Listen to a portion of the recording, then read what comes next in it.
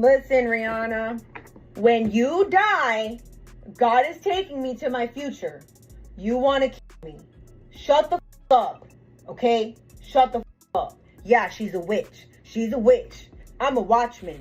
She's a witch. Get that stupid girl out of here. A shooting incident has been reported outside the pop music star Rihanna's home in Beverly Hills. A woman has been arrested and taken into custody. So they want you to believe some random woman rides by Rihanna's house and up the place? Stop it. Stay woke. It's giving another flop nation production. Because how the fuck you even know where Rihanna lives? How you have her address? Stop it. Rihanna don't have her house all over social media. So how would you even know where she at? How'd you even get back there? You don't think somebody like Rihanna don't got security? And 8052, shooting just occurred. Approximately 10 shots heard and an unknown person shouting code 3 incident 1920 RD 809 semi-British. How does a random woman know exactly where Rihanna lives? How does she get past security? And why would someone pay millions to hire her? These aren't coincidences, they're clues. And when you connect them all together, you realize this wasn't a random attack. It was a message. And we're about to show you who sent it. A shooting happened outside one of the biggest pop stars in the world's home. 10 shots. Assault rifle.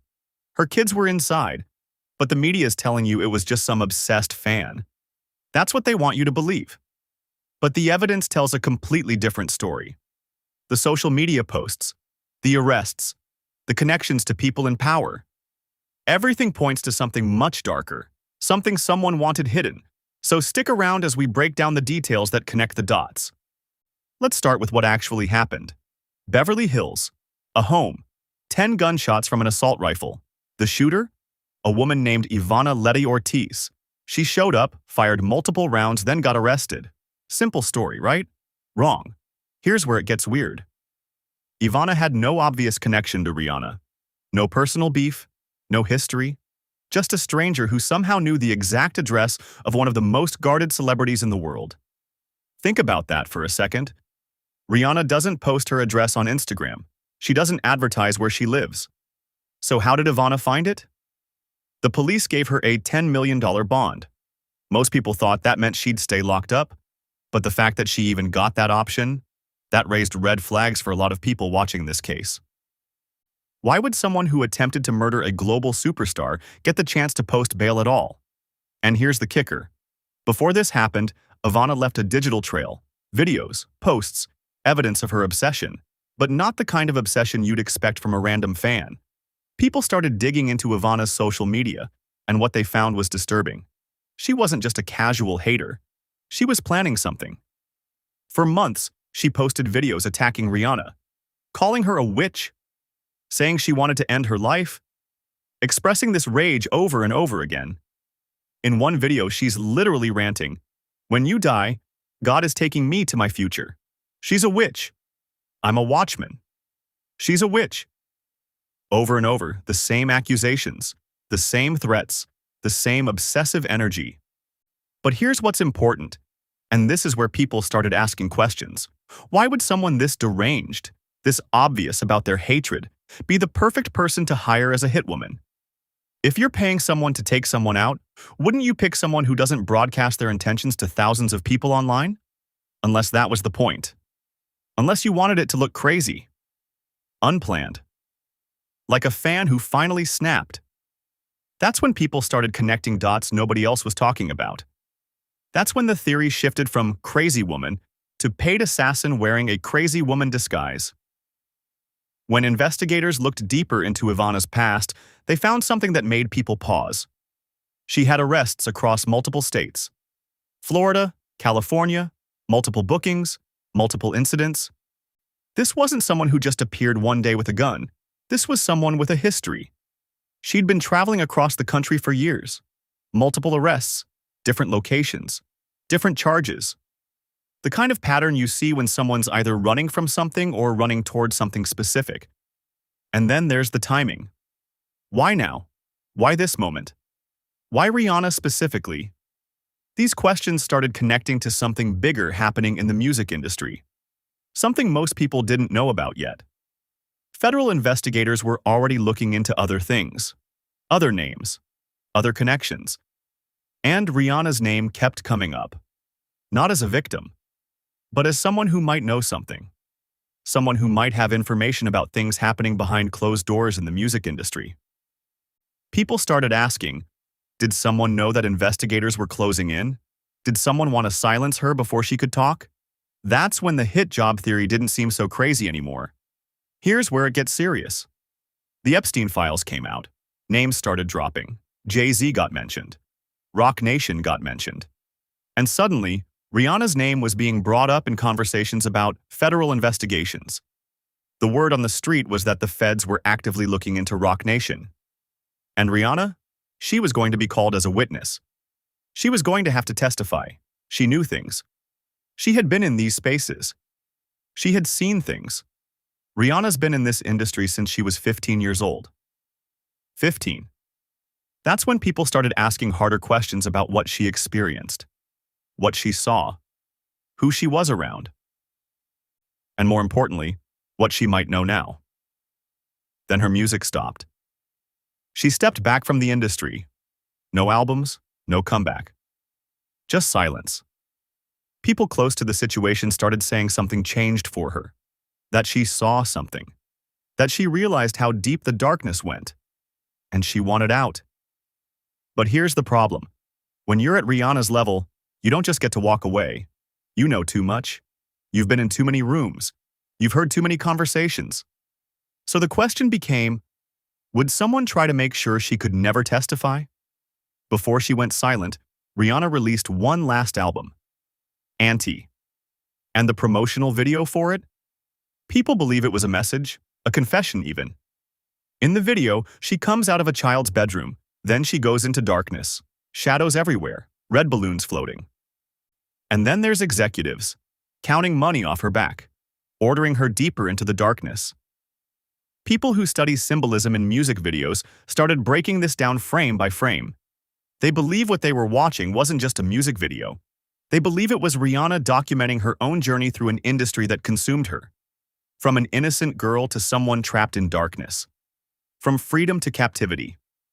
The video, they say, was her way of telling the story without saying it out loud. Showing what happened to her. Showing what the industry took from her. And after that album, she was done, contract fulfilled. Freedom supposedly in reach. But the elites in the industry don't let people just leave with all their secrets intact. That's the theory. That's why people started connecting Anti to the shooting. Because silence is dangerous when you know too much. Some people connected this to something else entirely. A$AP Rocky's court case from a year ago. He was accused of pulling a gun on someone. He went to trial. He won. Not guilty. But the person who accused him, A$AP Ray, his former friend, his crew member. Ray didn't take the loss well. He was bitter. He dragged people who supported Rocky and Rihanna. He was angry. People started asking, could Ray have hired someone? Could his anger have turned into action? The connections seemed thin at first, but then you add it to everything else. The federal investigations, the industry connections, the people with things to lose if Rihanna talks. Each theory alone seems far-fetched, but stacked together, they start to form a picture of someone who's a threat to multiple powerful people. Multiple powerful forces, multiple reasons someone might want her silenced.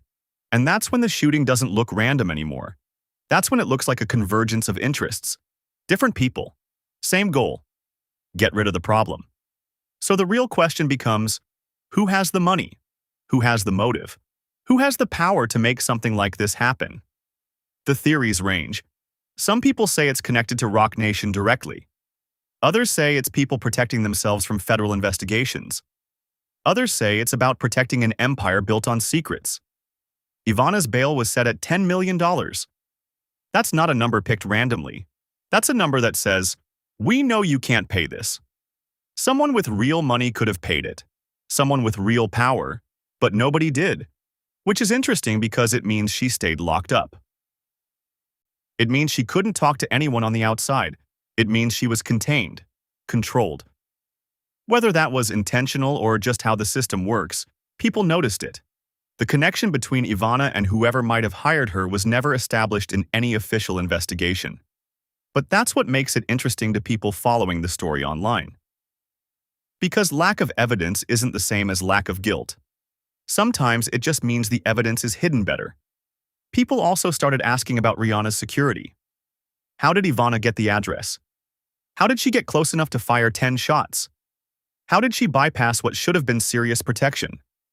Either the security failed, or someone on the inside helped. Those are the only two options, and both of them are terrifying to think about. Rihanna started being more careful after this, less visible, less casual, less accessible. The woman who used to grocery shop like a regular person, who used to let fans get close, she disappeared from public life in a different way. And then there were reports.